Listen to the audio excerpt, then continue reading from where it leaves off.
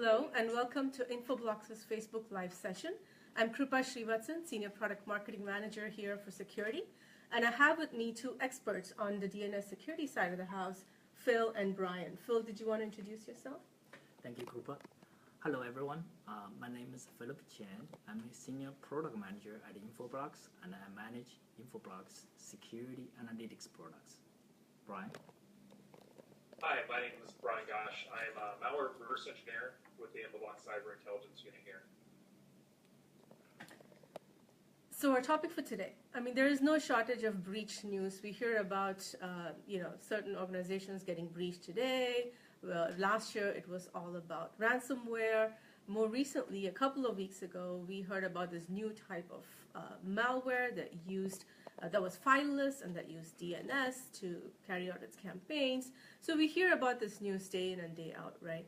And one of the things that most organizations don't think about is protecting their DNS infrastructure or domain name system infrastructure. So that's going to be the topic for today, how organizations can actually use what they already have to protect themselves against ransomware, against these types of fileless malware, etc. And DNS is one of those critical assets that's often underprotected, and we'll try to shine light on some of the ways that the malware uses DNS and how you can improve your security by using DNS. My first question, and I'll give that to Phil, is that what is DNS? What is domain name system, and why is it often not a focus for security in organizations? So DNS, in very simple analogy, you can think of it as a phone book for the internet. So we use domain names like facebook.com to indicate a machine on the internet. But on the internet, between the machines, they actually use numbers called IP addresses. So when we do a facebook.com, type facebook.com in the browser, there is actually a system called the DNS system that does the translation from facebook.com as a domain name to the numbers, and then the machine with that number as its IP address will respond. So that's basically what the DNS is. I think Krupa mentioned that DNS is usually underprotected, and there are a few reasons why it is so. The first ones being most of the network security systems focus on traffics in HTTP because that's the protocol most attacks occur. Secondly, DNS is a critical infrastructure, so anything that has the potential to disrupt its availability, people will be very careful about it. Thirdly, DNS is usually used very frequently, so the traffic throughput is huge. And to handle that kind of traffic, all the network security system has to spend lots of computing resources. As I mentioned, they focus mostly on other protocols like HTTP, so they don't have enough bandwidth to handle DNS traffic. So those are some of the reasons why DNS is underprotected. Okay, that's good to know, right? And the other thing I wanted to ask you about is this new random access Trojan fileless malware that we heard about in the news a couple of weeks ago. And I believe that was one of the malwares that uses DNS. Apparently 90% of malware use DNS, but this was the one that was latest in the in the news recently. So how does that fileless malware work? And can you talk a little bit about the specifics of how that happens?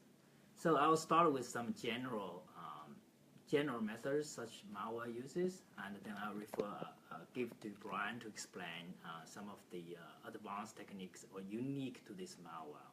So usually to establish a botnet, which is a sort of short term for network of robots in computer terms. So the hackers would have to penetrate the network defense to gain access to a machine. And to do that, in this particular case, they use a phishing site to trick the users to click on a Word document, and then the Word document will basically stay in memory, hence fileless, stay in memory and communicate with the servers, which we usually refer to as command and control server or C2 server, to establish communication. And by doing so, it gains access to the machine, and with the communication with the C2 server, it can load other payloads in technical terms, or just messages from their headquarters to launch further attacks. So when such network reaches size close to tens of thousands, the botnet has a commercial value that the owner or operator can then rent it out to other hackers to use it for more serious attacks. So Brian, if you could introduce to describe the advanced techniques in this DNS messenger malware to our audience, that'd be great. Sure. So DNS messenger was kind of unique that it highlights the exposure that DNS provides and modern firewalls do not protect against. It was a real basic phishing attack. It was sent in a Word document, and it highlighted that it was secured by semantic security products, and you had to enable content to view it. Once you did so, it launched a Visual Basic script, which in itself was obfuscated, and then launched a PowerShell script with all the instructions in it. The PowerShell had many layers of obfuscation. It was base64 encoded, gzipped, Unicode base64 encoded, and it had many obfuscation on the variable of the PowerShell script. It was able to achieve a fileless state by embedding itself in typical Windows administrative tools. In this particular case, it used WMI's Event Task Manager to achieve persistence. And this one's particularly interesting because it received all of its iterative instructions in segments. So it would only progress slowly as the first stage was successful. It would go and send the request to get follow-on instructions to its command and control server using DNS only. And it would receive its next payload to execute. The interesting thing about this also is that it uses many domain names, and it randomly selects which one's going to be the next one to choose from. So traditional firewalls are going to have challenges with identifying this as a behavioral aspect. Awesome. So we heard about how this malware works. Phil, what are these guys after? What are the bad guys after? Why are they spreading this type of malware? What do they want to achieve?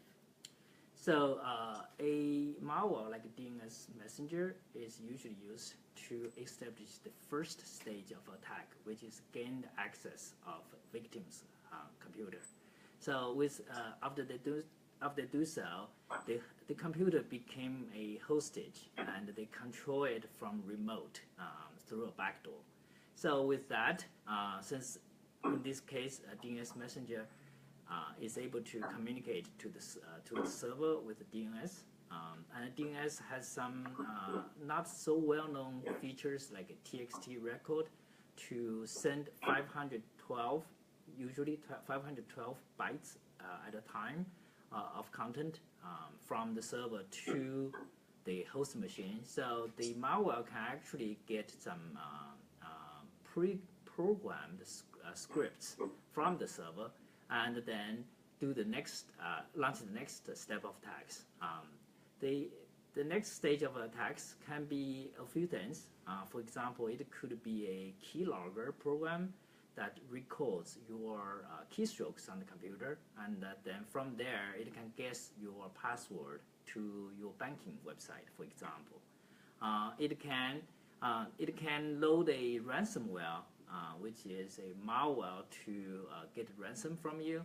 Essentially what it does is to usually it encrypts your hard drive and then display a dialog box on your screen saying if you don't pay this much money to this account, then you won't have access to your data. So that's ransomware.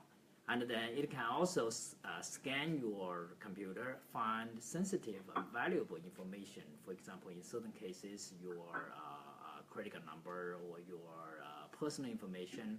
And again, it can use DNS to send those data out to its command and control server. And from there, the operator or the hackers who rented this botnet can sell those data in the underground market. And we've seen, and as a result, you may get identity theft, for example.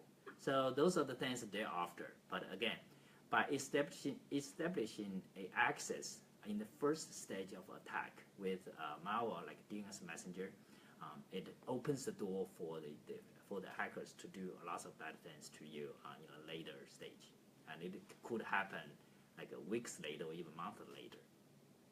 All right. Yeah.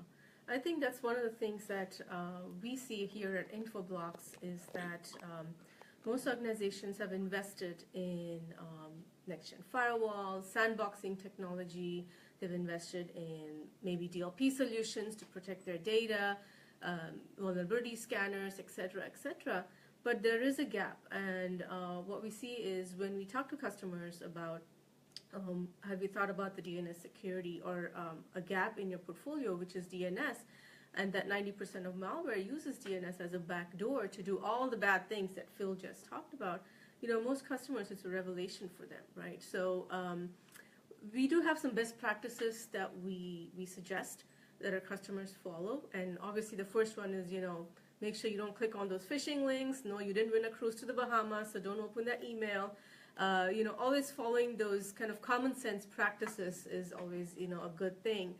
The other thing is, monitoring your DNS traffic. See if you have ways to monitor your DNS logs, invest in some capabilities around that, and also investing in specifically DNS-focused solutions. So things that can detect malware communications to command and control sites.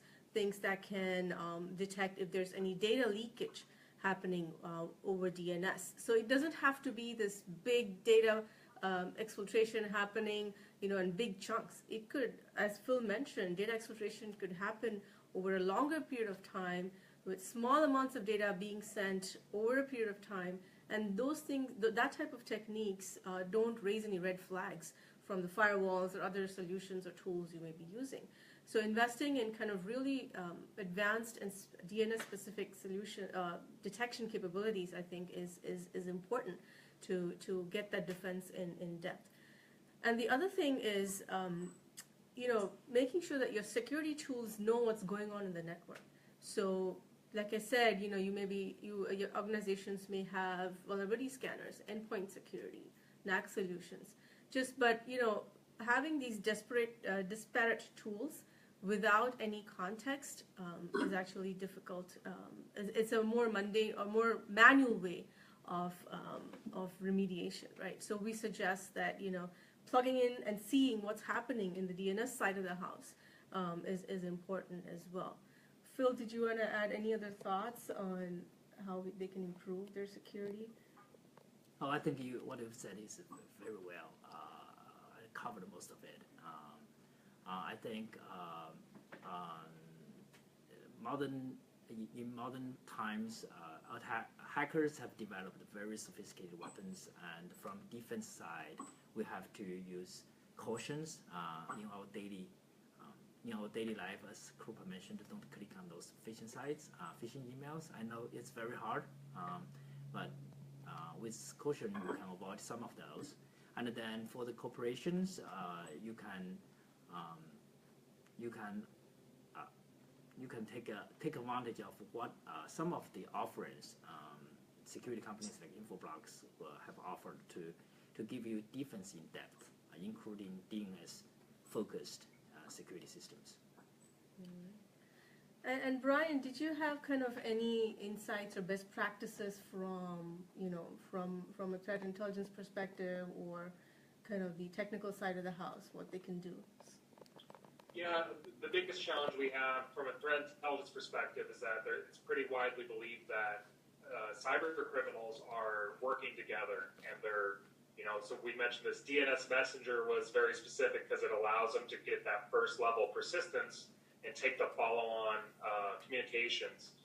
What this enables organized crime to do is sell off access and provide very specific systems to very specific accesses to the particular person infected.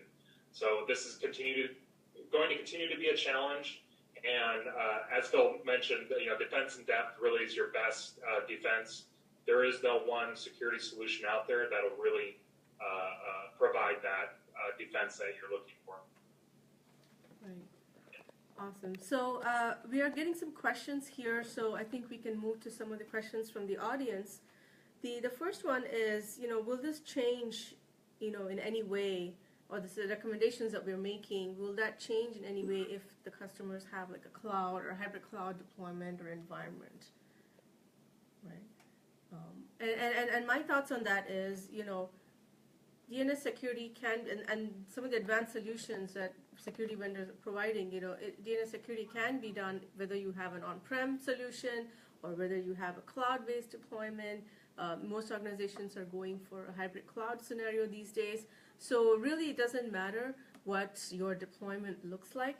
I think we have solutions, security vendors have solutions to really address all the different types of deployment scenarios. You can get DNS security on-prem. You can get it as a SaaS service.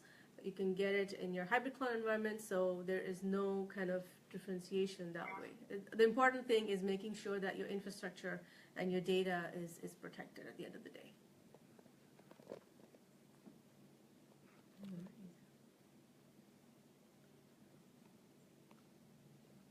So I think there was another question around, you talked a little bit about botnets, Phil. So, and we heard in the news recently, I think it was like fall of last year, about the IoT devices forming a botnet and launching attacks on the dying service provider, for example.